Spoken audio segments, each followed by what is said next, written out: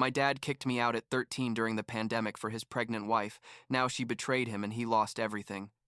And came begging for my help, but I gave him the exact same answer he gave me. I'm 18 years old, studying graphic design at the University of Houston, and I need to tell this story because after 4 years of peace, my father had the audacity to ask me for help when his life went to shit. And no, I didn't help him. But let me explain why. Because people who don't know the whole story think I'm a horrible person for turning my back on my own father. The thing is that my father, William, he's like 48 now, I think, kicked me out of his house when I was 13 years old, right in the middle of the 2020 pandemic.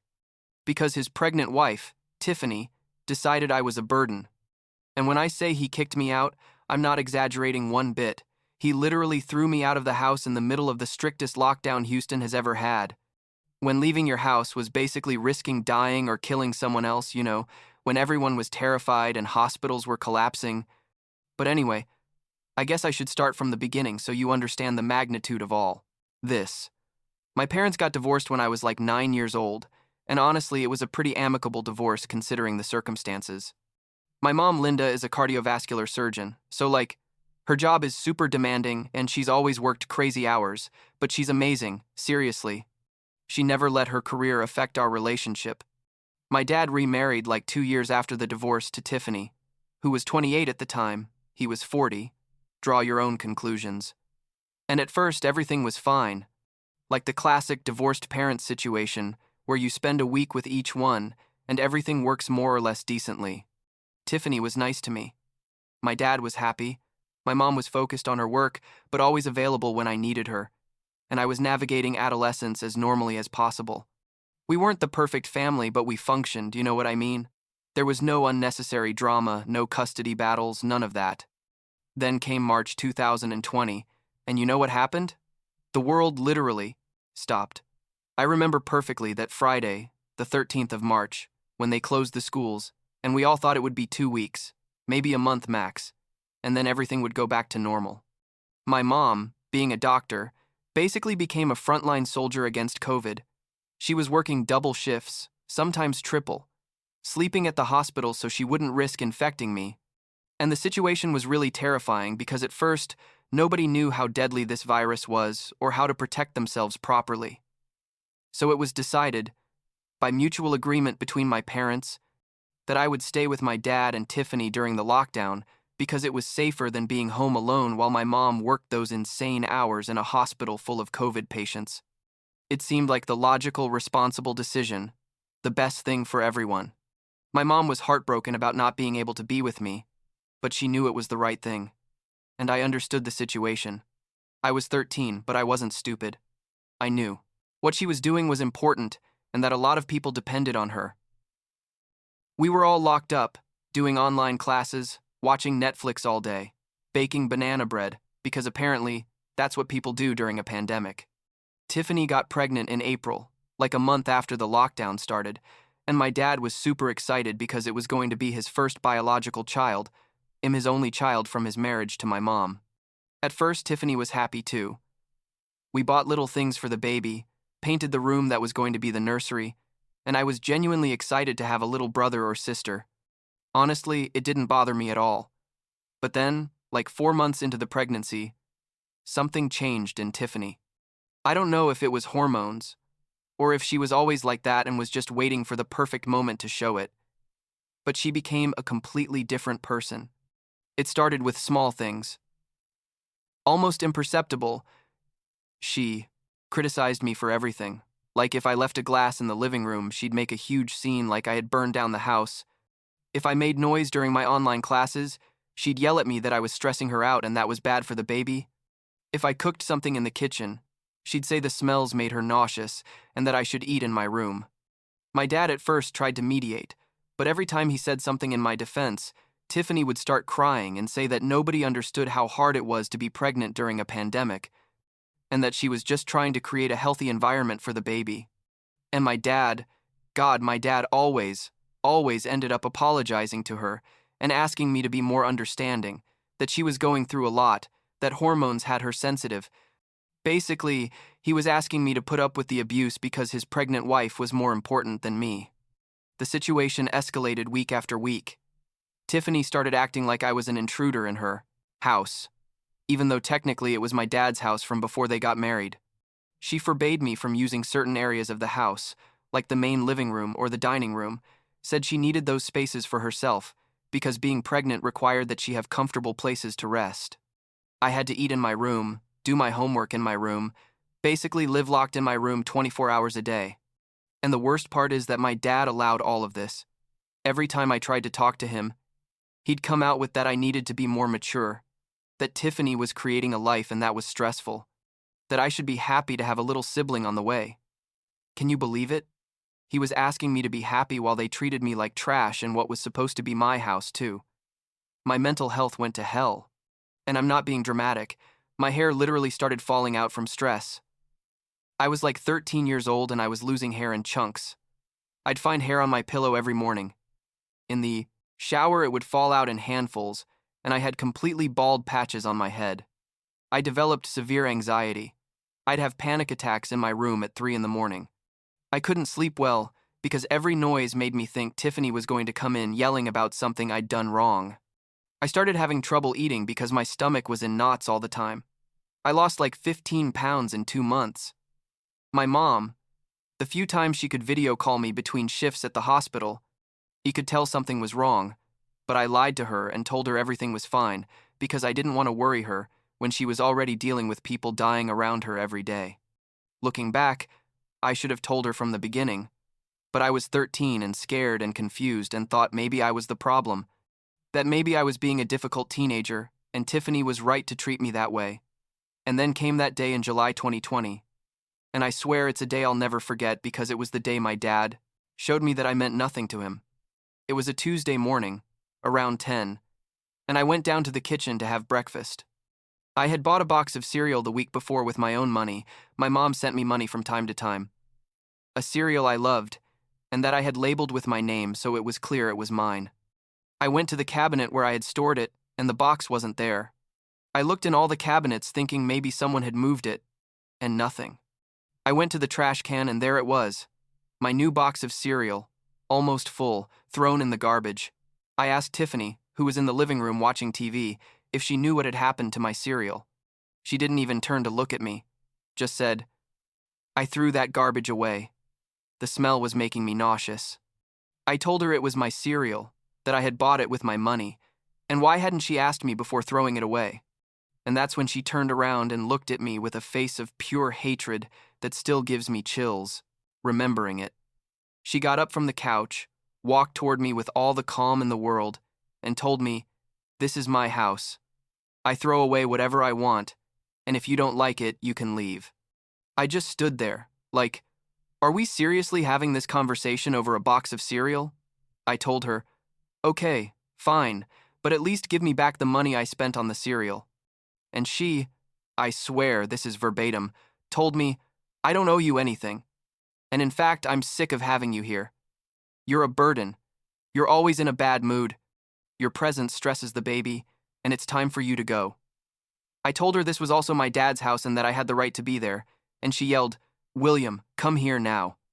My dad came running down, thinking something serious had happened, and Tiffany, with fake tears running down her face, told him that I had insulted her, that I had yelled at her, that I had threatened her, and that she didn't feel safe with me in the house. I tried to explain what had really happened, but my dad raised his hand for me to shut up and asked Tiffany if she was okay, if the baby was okay, if she needed to go to the hospital. She said no, that she just needed me to leave. And then my dad, my own father, the man who's supposed to protect and care for me, looked at me and told me, "Pack your things, you're leaving today." I froze. I said, "What?" thinking I had heard wrong. And he repeated, "Pack your things and go. I can't have Tiffany stressed in her condition. The doctor said stress can cause problems in the pregnancy, and you clearly can't behave."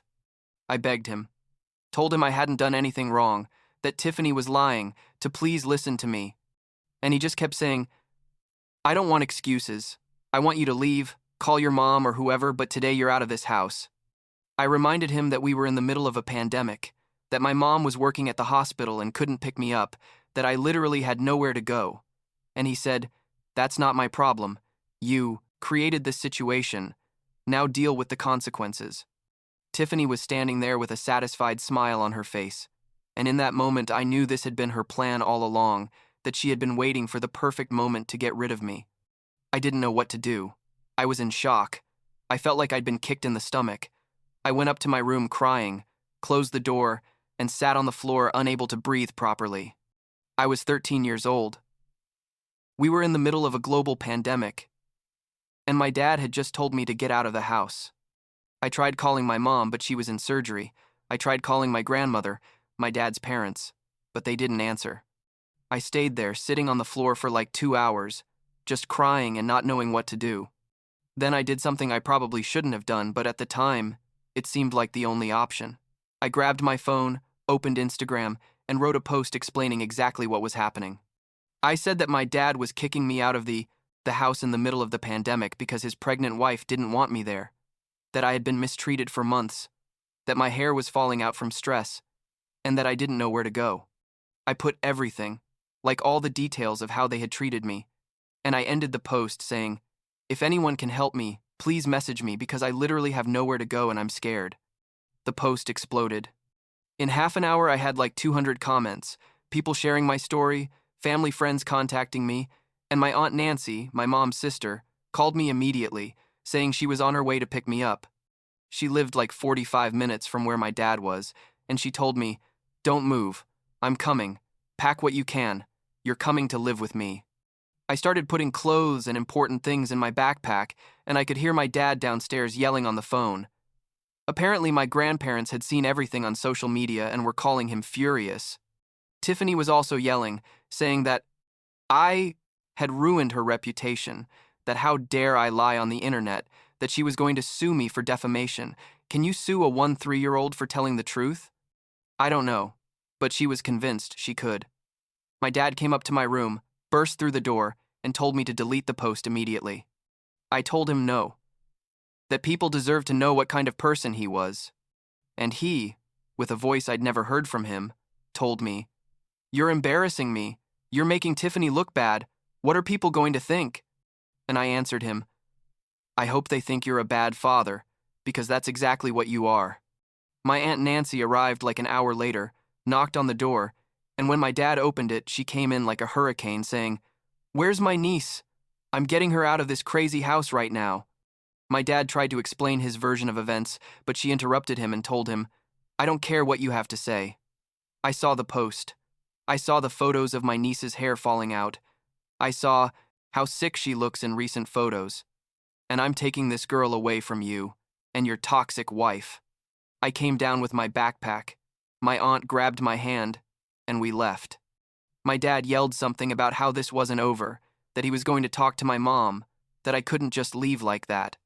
My aunt turned around and told him, "You told her to leave, so that's exactly what she's going to do, and if you try to contact her, I swear I'll make you regret it." And we left. Literally. I climbed out my bedroom window first before going downstairs because I didn't want to go through the living room where they were. It was a whole dramatic scene, but at that moment, I felt like I was escaping from a prison. The social media drama continued for weeks. My extended family, especially my dad's family, was furious. My paternal grandparents, Nancy and Thomas, like 70 and 72 years old, went to my dad's house the next day and had a massive fight with him. Apparently, they told him he was a disgrace. How dare he kick me out in the middle of a pandemic? That they hadn't raised him to treat his own child like that, and that until he fixed things with me, they wanted nothing to do with him. My grandmother told me that later, when she called to apologize for not answering the phone that day, she was at a medical appointment. My mom's family also got involved, everyone writing messages of support, offering help, saying my dad was a monster. And honestly, I was angry, hurt, betrayed, but I also felt guilty because I had caused this massive drama in the family. My Aunt Nancy kept telling me, "You didn't cause anything. He caused this when he decided his wife was more important than his child," but I still felt bad. I stayed living with my Aunt Nancy and blocked my dad and Tiffany everywhere. My mom, when she could finally get out of the hospital a couple days later and process everything that had happened, was devastated. She felt super guilty for leaving me with my dad, even though I kept telling her it wasn't her fault, that nobody could have predicted this would happen. She was so angry with my dad that she basically told him she never wanted to see or talk to him again in her life, and that if he tried to approach me, there would be legal consequences. My dad tried to contact me several times those first weeks. Messages saying we needed to talk, that there were misunderstandings, that Tiffany hadn't meant for things to end like this. But I didn't respond, and eventually he stopped trying. Tiffany had the baby in November 2020, a boy, and I found out through my grandmother, but honestly, I didn't feel anything. I didn't feel excitement. I didn't feel curiosity. I just felt a weird emptiness where there's supposed to be some emotion about having a little brother. Years passed, and I kept living with my Aunt Nancy. My mom went back to having more normal hours after the worst of the pandemic passed, and I started spending more time with her too, basically alternating between my aunt's house and my mom's house. I went to therapy, a lot of therapy, and slowly started to heal. My hair grew back, my anxiety improved, my mental health stabilized. I started college last year to study graphic design, something I'd always liked, and I began to build a life that didn't include my dad at all. I didn't miss him. I didn't think about him. I didn't wonder how he was. He had made his choice, and I made mine. My paternal grandparents kept in touch with me.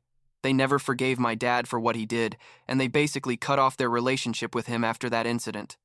They visited me, called me, sent me money for school, and always told me that I was their priority, not my dad. And here's where the story gets interesting. Like karma is a bitch, kind of interesting. Like 3 months ago, I started hearing rumors through my grandmother that things weren't going well between my dad and Tiffany. Apparently, Tiffany had accused my dad of domestic violence. Totally false, by the way. My dad has many flaws, but he's never been violent.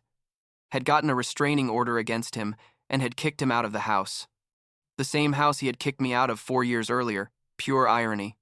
Tiffany had taken everything from him, like he couldn't see his son.